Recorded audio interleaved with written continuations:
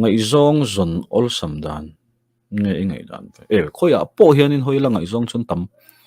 se boi thak chu mi ngai zong an long thin sa pho po hian boi na sa Japanese ho po hian boi na sa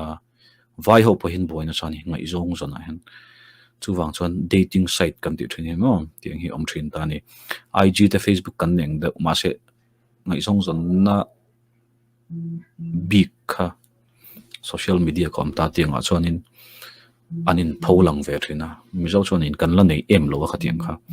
ma se hei IG te Facebook te po aman the ka ngai zong ngai zong hi zong vak du su ngai zong hi su ram kan kala ka tur kan zon chuanin thiam hle nga ya van nei te po nga ya hoi sen te nga ya remi alo kal te nga ya chel te nga ya mo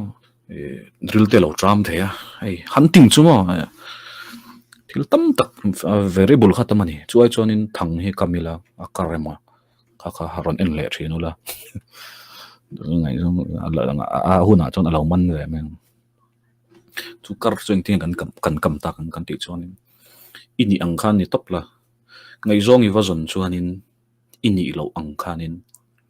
in lan thin ta ni chu tu pok kan ni dan ni mi idu tak iwa bem iwa bek chuanin character hey nge phua chop do fel mel tak mo bad boy mel tak mo ni kan va in lan thin ta chuan khami wang po khan min lo du thei ta ni khami kan va lem chan da no wang khanin ma se kha ini reng ini kum khua thei lo eng i lo bem thluta ni pon eng tiknia mo chuan easy tak tak kharon lang don i lo ge ta te phoni thei khami khanin in la boi tho don chuai chuan ni ang khan ni top la mo lem vat sang chok tu monita na ni lo ang taka valan chop tum ai chuan nangma kha ini na kha ma son tum la mo kani ang hianin tiang la chu ni big lo ta nangma ga hanin build up ve do la i lo sek du ani pa han sek chho do la dul to po tikiar lo do la tin in la pa do hlek la me sia hian an du ber chu mi pa ni mi se pa ngai chon mo khatia i oma i thil tia rim plak takinia tin minu za thak takini emo i lo ni lo emo han nu za thak bel tum na te cute bel tum na te taimak bel rem hriat bel khatenga nangma khan ini yom huna i lo puitlin chho zel chuanin kha kar chu ani ta ni thang khan ta ni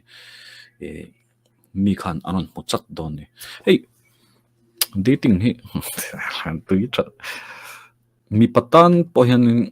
ani na ta chuanin man lai chuanin mi pa khanin ran ngawan zong thin ta tra an nu pui tur kha an zong thin ta ni ma se kha dynamic ka chuanin tu pon an thei top an tha theng ber lo lan khan du ta kum nga kum ru to an karin nang lo ni mi lo mi pai lo ni reng hi ma ti mum ni kha athling le tho ja ni tu wang chuanin ka seng da khan mani in build up me che po mi pa po lo in build up to pila ti khanin kain tong ka du chi ta kan ni ti khan an tong va mai ba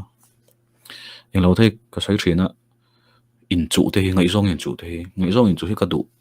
mi lo na chan chu tin mi po ka du pui lo na chan chu kha mei chia kha mi panin lo in chu tai la ama impress tum khan kan pe ve ngar mi pani khanin mi pa pani khanin ama khanin du kha a thlang thei ta lo ni du thlang kha siam thei ta lo a to pa eng tin man in lo in sual competition sang no khan nang ma kha thlang ta che chulai chon inge ilom na chan tur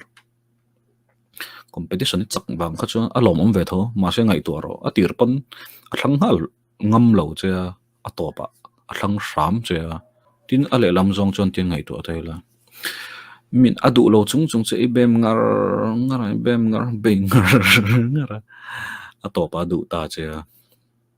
ngai tu le la ngai ni chin khan min du lo